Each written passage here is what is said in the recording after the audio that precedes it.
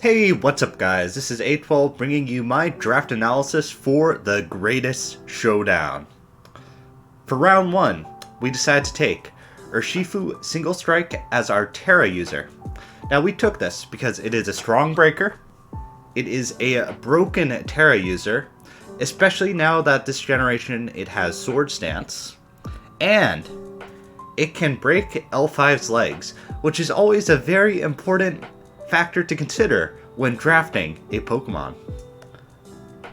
For round 2, we picked Palafin. Now Palafin is a fantastic mix breaker with its 160 attack and 106 special attack. Palafin also has access to Jet Punch, which is one of the best priority moves in the game, so it can be an effective cleaner, which pairs well with Urshifu. And we don't talk about this. For round 3, we picked Cinderace, as it's a core change user, which is a fantastic way to remove hazards, which is good for Palafin, which doesn't appreciate them. It's also a fantastic revenge killer, which is good because my team was a little bit slow with Pokemon in the base 97 and base 100 speed range. And just overall, Cinderace is a fantastic Pokemon, and I'm very excited to use it. I've enjoyed using it in the past, and will continue to enjoy using it. Now, the next Pokemon I've wanted to try for a while, and that is Zoroark Hisuian.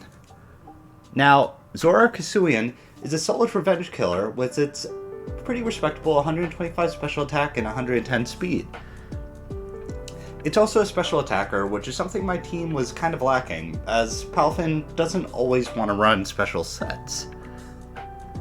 Was Fezandipity, which is just a solid special wall. It's a grounded poison and fairy, which are two typings which my team was lacking, and having the immunity to toxic spikes and dragon moves was a nice combination.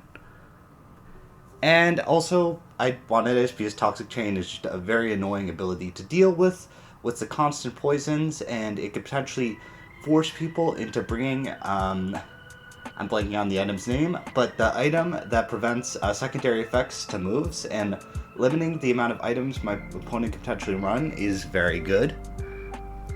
The next pick was Gliscor, which has a nice resist profile paired with Fezandipity, as it has the immunity to ground moves. It also has an immunity to electric moves, which is always valuable. Gliscor is just a solid rocker and spiker, which is something my team was lacking, and having a way to set up hazards is always nice. And it also places a lot of prep pressure on the opponent, as or at least when I face Gliscor, I like running heavy duty boots a lot, as it's a very threatening spiker and rocker, which the combination of that and Fezandipity puts a lot of pressure on my opponent to choose what potential item they want to run, as both force pretty different items to be run. The next Pokemon I picked was Cyclizar, which is just a pretty standard spinner, decent revenge killer, and it's a pretty fast Pokemon. And of course, Pokemon on motorcycles, always fun to use. The next Pokemon I decided to draft was Flip Turn. Now, Flip Turn's niche is Flip Turn and Regenerator, and that's why I decided to draft Flip Turn. The next Pokemon I decided to take was Meowstic, which is a pretty solid Prankster user, has Prankster Screens, it has Prankster Thunderwave, and Meowstic knows what you did on August 19th of 2021. Meowstic won't tell anyone, but Meowstic is very disappointed in you. The next Pokemon I picked was Wigglytuff, which is a solid competitive user which can potentially intimidate users from coming, or if it doesn't intimidate users from coming, if I bring Wigglytuff into the Intimidate matchup, it could potentially be a very, very strong with its amazing Fairy, Fire, and Electric coverage. It's also just a bulky normal, which is nice to have in general. Always useful to have in, say, the Spectrier matchup. And it has solid utility moves, as it has access to things like Knockoff, Wish, Encore, and so many other moves, which just make it a fantastic utility Pokemon.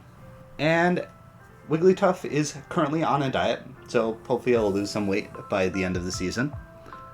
And the next Pokemon I picked was Funny Snake, Seviper, I didn't have a lot of points left at this point in the draft, and I like Seviper's design, so that's why I picked Seviper.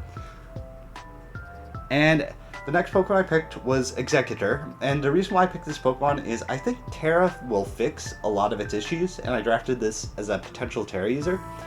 As without the quad weakness to U-turn, Executor actually has pretty good stats and a pretty decent ability in Harvest. So it can act as a pretty nice defensive Pokemon, and can be very annoying with the Leech Seed and the Sleep Powder. So that's my team, and if you made it to the end, thank you very much. And hopefully we have a good year in the Greatest Showdown.